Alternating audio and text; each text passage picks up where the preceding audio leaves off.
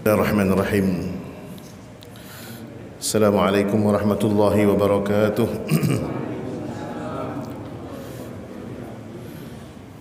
Alhamdulillah. Alhamdulillahilladzi arsala ilaina afdhala rusulih wa anzala ilaina afdhala kutubih wa syara'a lana afdhala syara'i dinih. ثم الصلاة والسلام على الحبيب المنور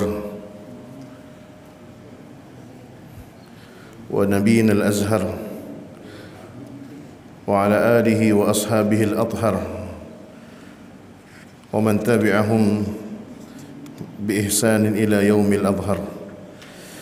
اللهم فصل وسلم وبارك وأنعم على نبينا محمد وعلى آله وصحبه ومن سار على نهجه إلى يوم الدين. أما بعد. Ma'asyiral muslimin wal muslimat, para jamaah Masjid An-Nur yang Masjid Al-Manar, mohon maaf. Tadi siang saya ngisi di An-Nur. Masih ketinggalan berarti. Masjid Al-Manar yang dimuliakan Allah Subhanahu wa taala. Alhamdulillah malam hari ini kita sudah memasuki malam yang ke-21 dari bulan Sya'ban. Mudah-mudahan di sisa waktu, di sisa hari bulan Sya'ban ini Allah Subhanahu wa taala memberikan kita taufik, hidayah dan inayah serta usia yang akan menyampaikan kita untuk bertemu dengan bulan Ramadan yang berkah. Amin ya rabbal alamin. Ma'asyiral hadirin, kita sedikit melanjutkan pembahasan kita. Dan ini bisa jadi adalah bagian yang terakhir dari perjalanan dakwah Rasulullah SAW. Jadi seandainya malam ini kita selesai membahas tentang peristiwa Al-Hudaybiyah, insya Allah pas pembahasannya. Karena setelah peristiwa Al-Hudaybiyah ini akan ada fase baru dalam perjalanan dakwah hidup Rasulullah SAW. Dan nanti kita akan lihat bagaimana peristiwa Al-Hudaybiyah ini masih meninggalkan pelajaran, masih meninggalkan pesan yang cukup mendalam, bahwasanya orang-orang musyrikin Mekah yang dimotori oleh orang-orang Quraisy ini dalam tanda kutip masih cukup gengsi untuk mengakui eksistensi Rasulullah SAW dan para sahabatnya. Peristiwa Hudaybiyah ini, para ulama ahli sirah nabawiyah, ahli sirah an-nabawiyah berbeda pendapat dalam penyebutan. Ada yang menyebutkannya Ghazwatul Hudaybiyah, tetap dikasih namanya perang Hudaybiyah. Ada yang menyebutnya adalah Sulhul Hudaybiyah. Sulhu artinya shad lam ha, perjanjian Hudaybiyah. Nah, tetapi Al-Imam Al-Mubarakfuri, penulis atau penyusun kitab Ar-Rahiqil Makhtum ini, ngambil jalan tengah. Beliau seakan-akan tidak mau mengambil pendapat yang pertama, tidak mengatakan Hudaybiyah ini adalah perang karena memang tidak terpenuhi syarat-syarat peperangan, dan juga tidak mau menyebut sebagai Sulhul Hudaybiyah. Artinya meskipun ini perjanjian, tetapi memang ada muatan di antara syarat-syarat terjadinya perang. Oleh karenanya beliau menyebutnya dengan istilah Umratul Hudaybiyah, Umrah Hudaybiyah. Kenapa? Karena meskipun umrah yang diniatkan dan dicanangkan oleh Rasulullah SAW ini tidak berlangsung secara tidak berlangsung secara sempurna, akan tetapi peristiwa ini cukup menjadikan pertimbangan berita seantero Jazirah Arab itu cukup berubah. Nanti dari peristiwa Hudaybiyah ini diantaranya kita akan bisa belajar di mana ternyata pandangan manusia yang mengatakan bahwasanya kita itu kalah di mata manusia, tetapi kata Allah enggak, kamu ini enggak kalah. Menang kalahnya itu adalah versinya Allah. Makanya dalam perundingan nanti akan ada memang segmen ceritanya Rasulullah SAW itu akan berhadapan, bertemu, duduk, kalau bahasa kita berunding dalam satu meja. Ini kan kalau bahasa politik udah satu meja tuh. Utusannya Putin, siapa nama panjangnya Putin tuh? Vladimir Putin, dengan utusannya Presiden Ukraina. Ukraina juga kecil-kecil cabai rawit ternyata nih. Sampai sekarang nggak kelar-kelar juga nih Ukraina. Atau enggak utusan Pyongyang sama utusan Seoul. Kan duduk satu meja tuh. Ada beberapa poin, beberapa pasal, beberapa hal yang harus disepakati.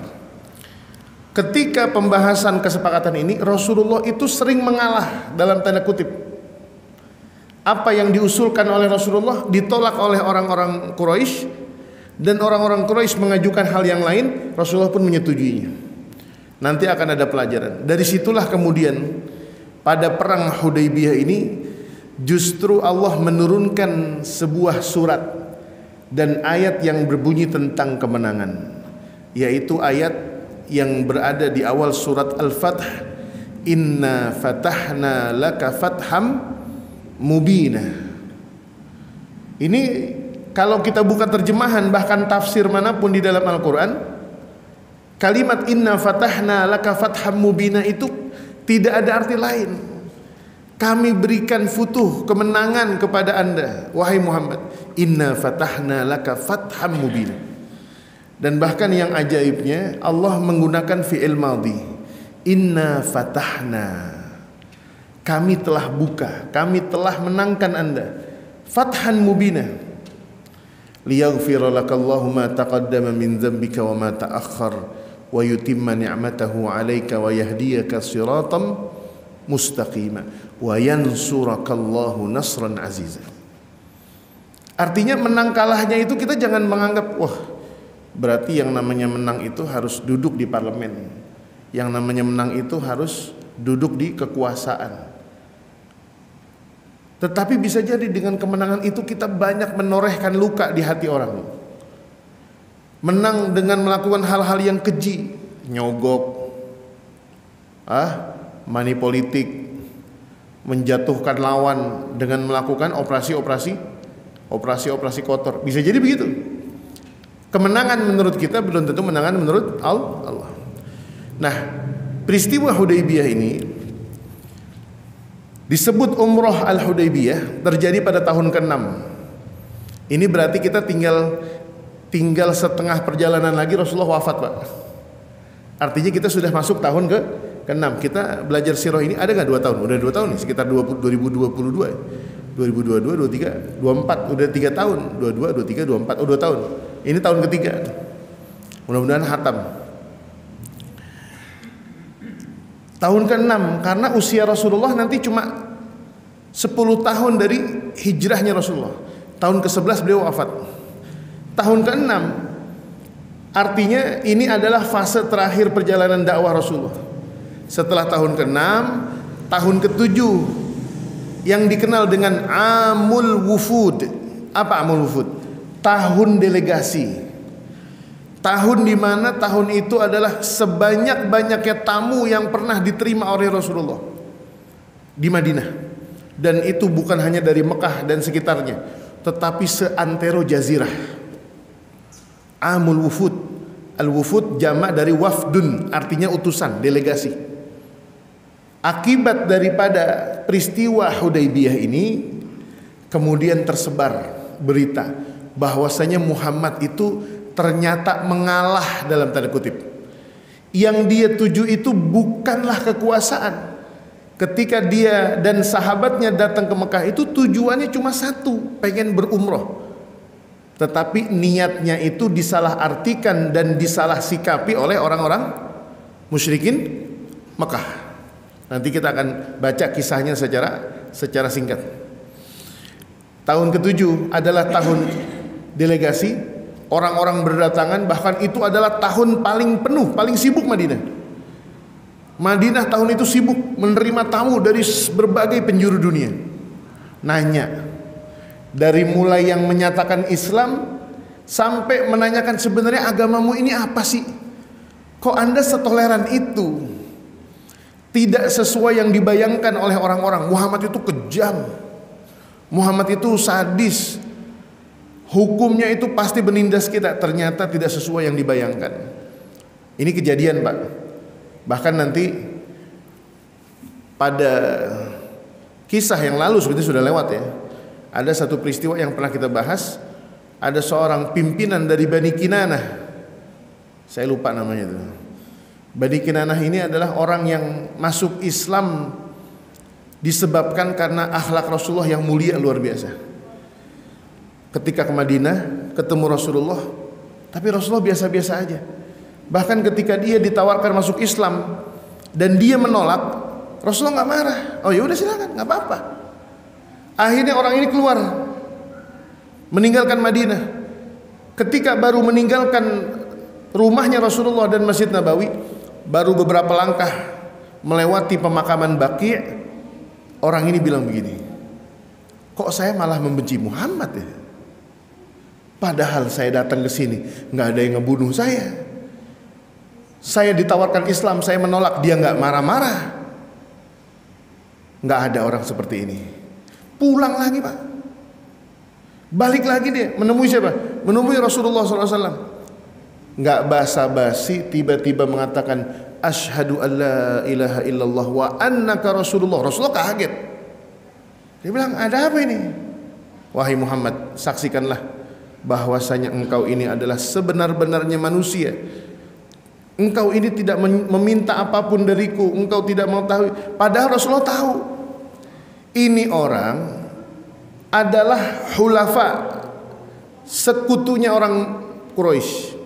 Artinya kalau Rasulullah bisa melakukan penekanan politik bisa saja.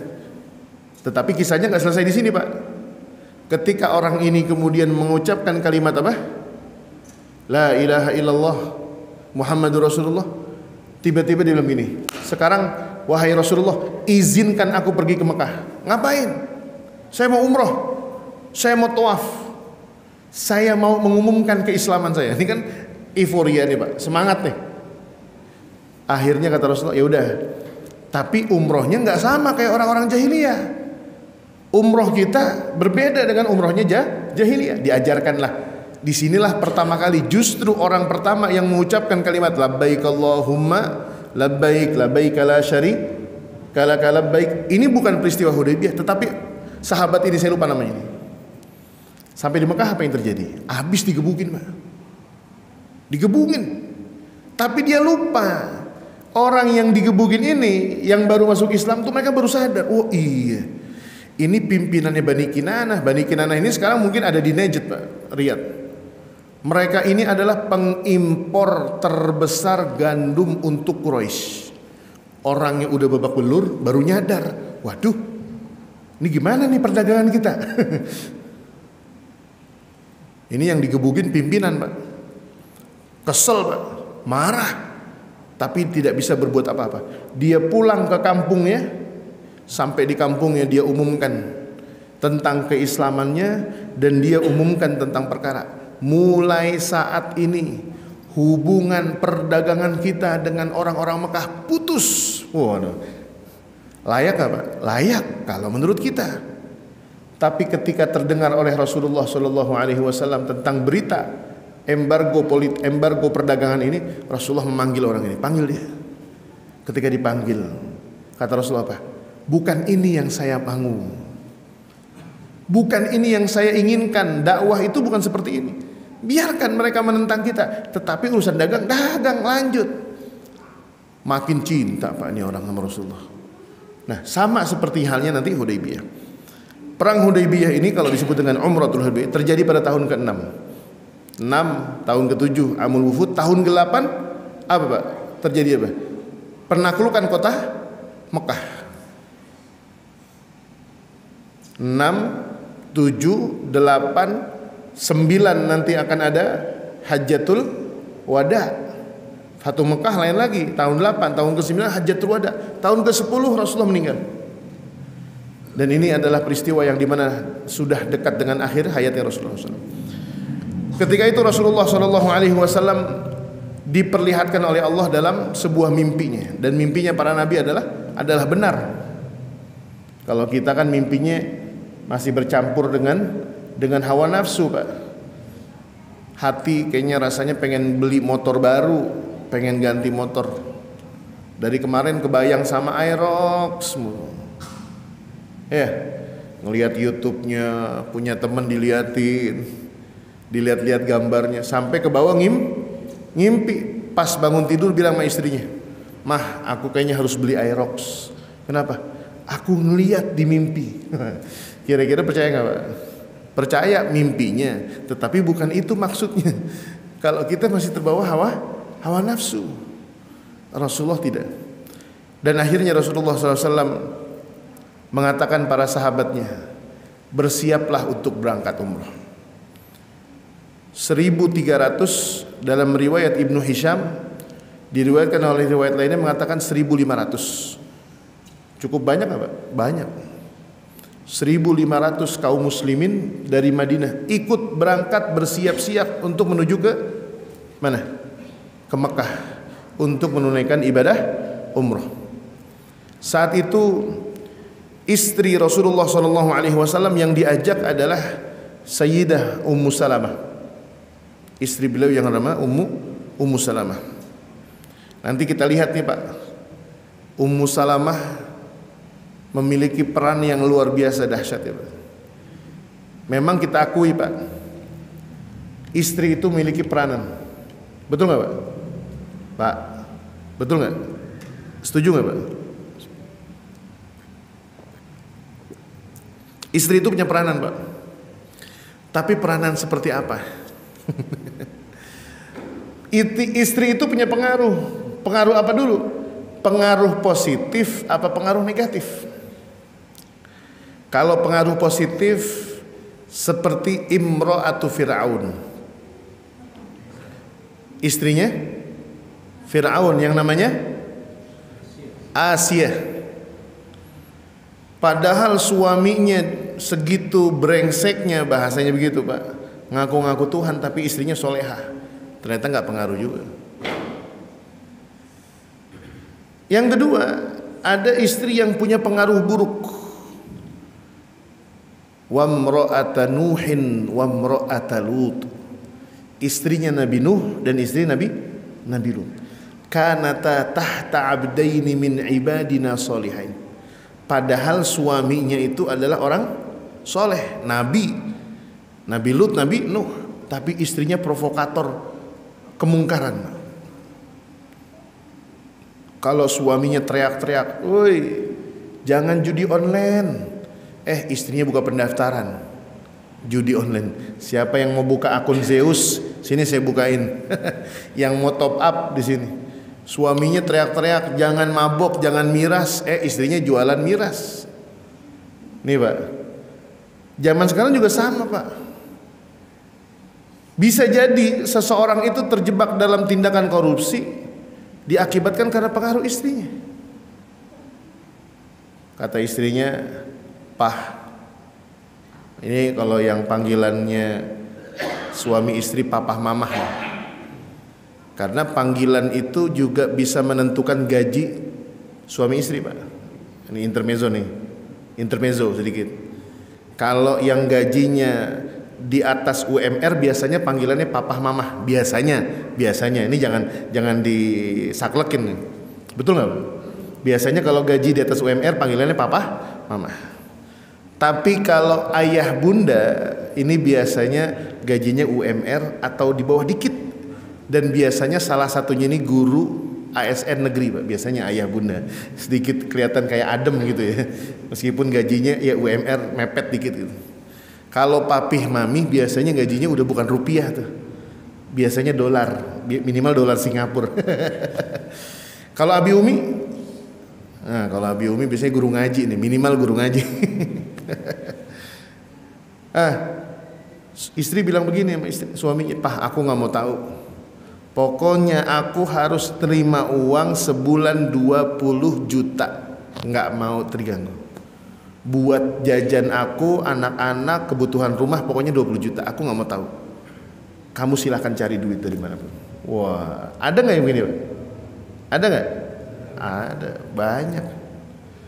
Saya belum lama ketemu dengan salah seorang mantan anggota dewan yang tobat. Saya nggak sebutin partainya nih. Dia bilang apa? Tahu nggak Ustadz? Kenapa waktu itu saya sampai berjibaku mempertahankan pencalonan saya di 2019? Saya pokoknya harus nyalon, padahal udah 2 periode dia. Dari 2000 berapa itu berarti? 2014 sampai 2019, sebelumnya berarti 2009. 2014 sampai 2019. 2019 dia kagak lolos. Bukan nggak lolos nyalon, bukan. Nggak lolos masuk bacalon, bukan. Bacalok nggak masuk. Di partainya kisruh. Saya stres, Ustaz. Saya bilang, stres kenapa, Pak? Bukannya Bapak enak nggak jadi caleg? Ini kan menurut kacamatanya saya, POV-nya saya, point of view rakyat jelata, apalagi Ustadz. Kata dia apa? Ini fakta dia. Bukan begitu, Ustadz. Karena uang modal saya ini belum balik. Saya tanya, modal apa, Pak? Modal nyalon saya yang kemarin itu masih utang saya. Berapa? 4 miliar. Waduh.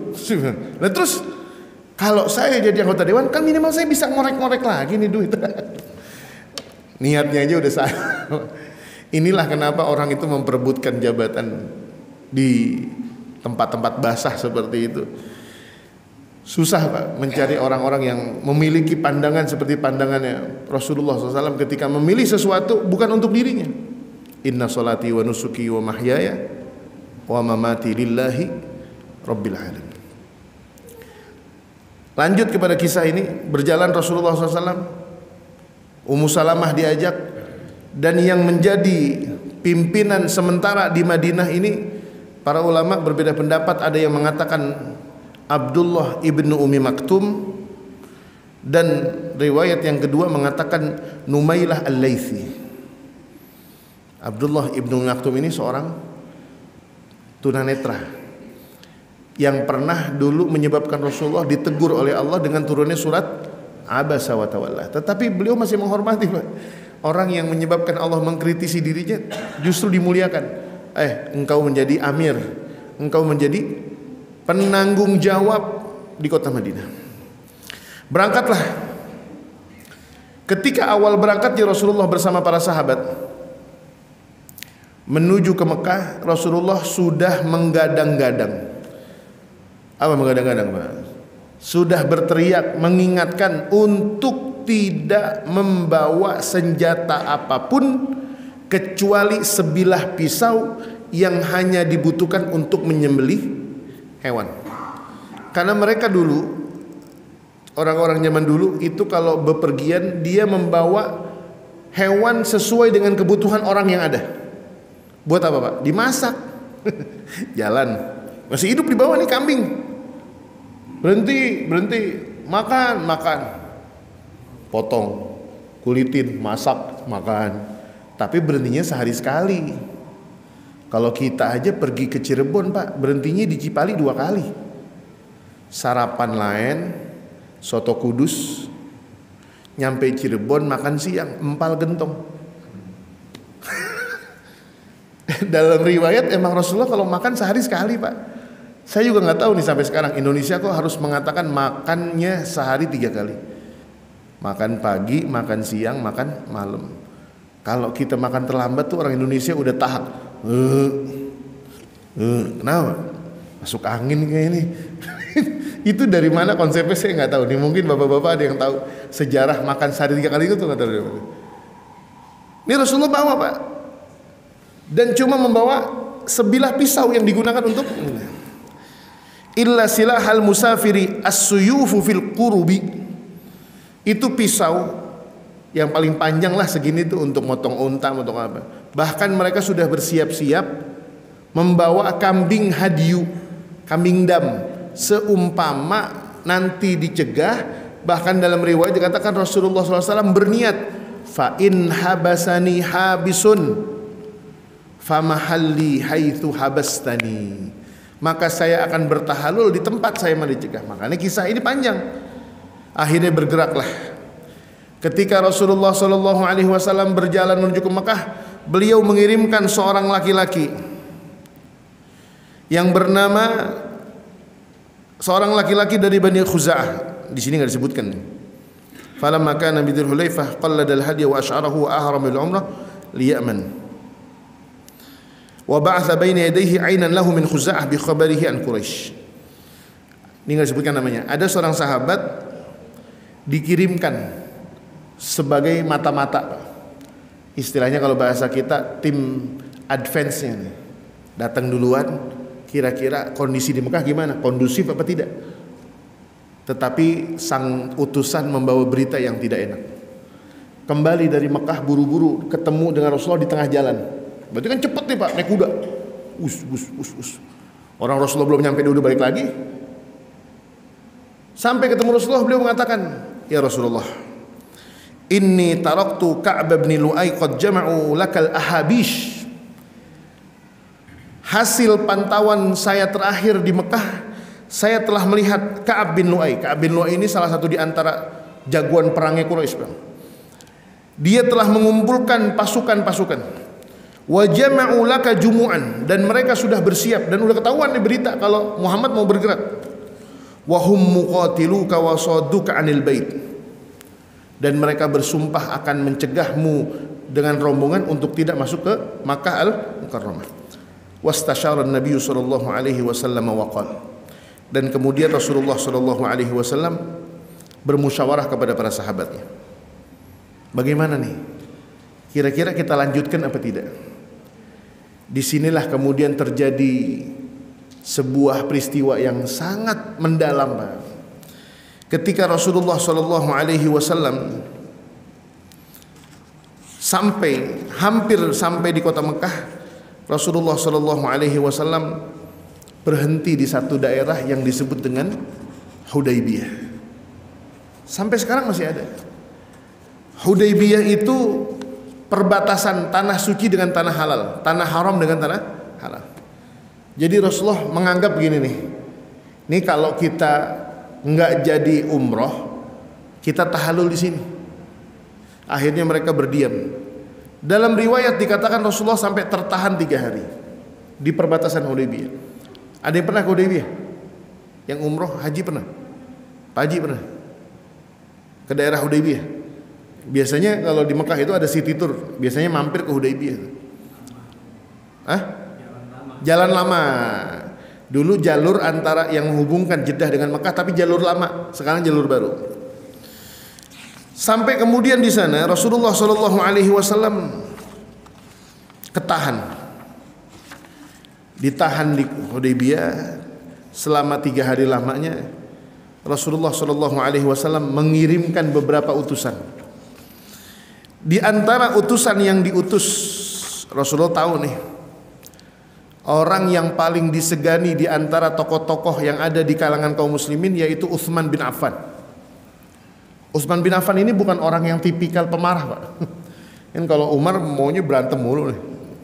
Iya kan? Berani, bukan mau berantem mulu, bukan. Orangnya berani. Aslinya apa? Ya kalau mau ribut-ribut ayo, kalau mau duel-duel. Tapi kalau Utsman enggak. Utsman ini dipandang bin Affan radhiyallahu taala anhu, dipandang mampu menerjemahkan maksudnya Rasulullah. Ternyata ketika Utsman masuk ke Mekah nggak pulang, Pak. Akhirnya kemudian tersebar berita Utsman sudah dibunuh. Umar makin marah. Kata Umar bin Khattab, wahai Rasulullah, biarkan aku yang berangkat. Saya selesaikan sendiri ini, kata Rasulullah. Bukan ini tujuan kita wahai Umar. Tujuan kita adalah untuk berumrah. Rasulullah SAW cuma ingin menyampaikan kepada orang-orang musyrikin Quraisy bahwasanya mereka itu datang ke sini bukan untuk berperang. Kalaupun mereka diizinkan, izinkanlah sesuai dengan kebutuhan kami berumrah dan bertawaf dan bersa'i. Tapi ternyata Pak, permintaan Rasulullah ini tidak dipandang sedikit pun oleh orang-orang Quraisy. Mereka masih tendensius. Wah, enggak mungkin. Pasti Muhammad mau masuk lagi ke Mekah dan menguasai kota Mekah. Ini kan isya'ah. Isya'ah itu apa? Isu yang disebarluaskan supaya orang-orang Mekah ini sepakat untuk tidak memasukkan Muhammad SAW dan sahabatnya ke kota Mekah. Datanglah mereka. Siapa namanya? Orang-orang utusan dari Quraisy sambil membawa Utsman bin Affan yang masih hidup. Akhirnya senang. Dan akhirnya Rasulullah SAW mengatakan kepada para sahabatnya setelah beliau masuk ke dalam tendanya dan meminta pandangan, meminta arahan daripada Allah Subhanahu wa taala, dan dikuatkan waktu itu untuk mengambil pendapat itu. Rasulullah SAW dikuatkan oleh istri beliau yang bernama Ummu Salamah. Ya Rasulullah, ukhruj wahlak wanhar. Ya Rasulullah, jangan engkau tunggu respon dari para sahabatmu. Keluarlah, cukurlah rambutmu sebagai bentuk tahallul, dan kemudian sembelihlah hewan pelanggaranmu, hewan dam. Rasulullah nggak ambil pusing, Pak. Dan ternyata disinilah ujian keimanan yang baru yang dialami oleh para sahabat. Akhirnya apa? Sahabat kemudian keluar dari tendanya, melihat Rasulullah seorang diri mengambil hewan kurbannya, beliau cukur rambutnya, dan kemudian beliau potong kambing damnya tersebut. Tanpa berbicara, tanpa memberikan kata-kata, sahabat melihat seperti itu. Akhirnya para sahabat mengatakan kumu fanharu. Semuanya bergemuruh, 1.500 orang. Ya udah, ayo, nggak usah banyak omong. Cukur rambut. Selesai Hudaybiyah belum? Datanglah utusannya orang-orang kafir Quraisy dengan menyampaikan beberapa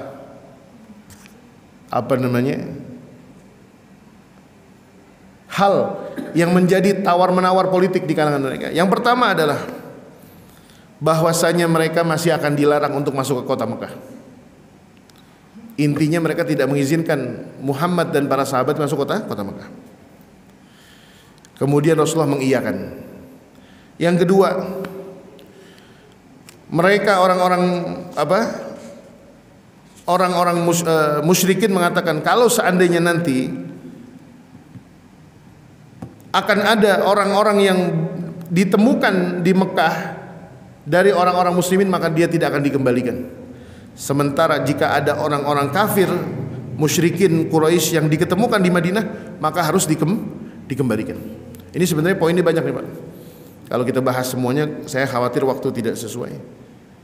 Rupanya di antara hal yang dirubah itu banyak, luar biasa. Termasuk di antaranya nama Rasulullah pun dirubah. Ketika Rasulullah mengatakan ana Muhammadun Rasulullah, itu kata utusannya, Pak, si Sahal itu, kan namanya Sahal utusannya. Sampai nama Muhammad aja nggak mau ditulis Rasulullah. Kata Sahal nih, ini lagi dia nyali aja, berani juga nih orang sendirian ngadepin orang banyak begini. Kata Sahal apa? Ini yang Rasulullahnya dihapus, yang Rasulullahnya dihapus. Kenapa? Kata Sahal nih, ini pinter juga nih, Pak. Tapi dia nggak mau terjebak. Kata dia apa? Kalau saya mengiyakan atau kami mengiyakan Rasulullah, berarti kami percaya dong kalau anda ini adalah utusan Allah. Tolong dihapus. Yang menulis waktu itu adalah Sayyidina Ali bin Abi Thalib. Rasulullah waktu saat perundingan itu, beliau hanya duduk dengan meletakkan dagunya yang mulia di atas tangan beliau dan ditopang oleh sebuah tongkat. Dengan begitu santainya, Pak. Tetapi ada orang yang waktu itu emosi luar biasa. Siapa, Pak? Umar bin Al-Khattab. Kata Umar, lah, kok setuju Rasulullah? Yang ini, wah, kok setuju Rasulullah? Kayak seakan-akan Rasul itu banyak ngalahnya, Pak. Dan ini peristiwa terakhir sebelum kita tutup. Sampai kemudian Rasulullah Shallallahu Alaihi Wasallam pulanglah utusan orang musyrikin membawa kesepakatan satu salinan dibawa ke Mekah, satu salinan dibawa ke Madinah. Akhirnya mereka pulang menuju ke Madinah. Di tengah perjalanan Rasulullah Shallallahu Alaihi Wasallam mendapatkan pertanyaan yang begitu tajam dari Umar.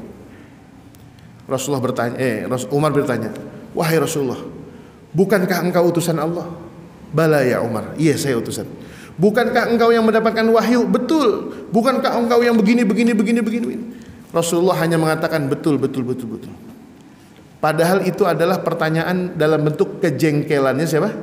Umar bin Al-Khattab. Para sahabat termasuk Abu Bakar menahan Umar. Umar jangan nanya begitu. Padahal maksud Umar adalah apa? Rasa jengkelnya Umar. Kok Rasulullah ngalah nih? Padahal jangan ngalah. Kalau kita mau konfrontasi kata Rasulullah, itu yang kami hindari karena bukanlah kemenangan yang seperti itu yang kita inginkan. Akhirnya Rasulullah Shallallahu Alaihi Wasallam pulanglah ke Mekah, dan ketika di jalan dari Hudaybiyah menuju ke Madinah Munawwarah, turunlah ayat Al-Quran, Inna fatahna laka fatham mubina liyaghfira lakallahu ma taqaddama min dzambika wa ma ta'akhkhar wa yutimma ni'matahu alaika wa yahdiyaka siratan mustaqima. Belum genap tahun ke-6 kenabian ini selesai, tahun 6 Hijriah, tahun ke-6 ke Hijriah ini selesai. Pada penghujung tahun ke-6 ada 3 tokoh besar yang terpengaruh karena peristiwa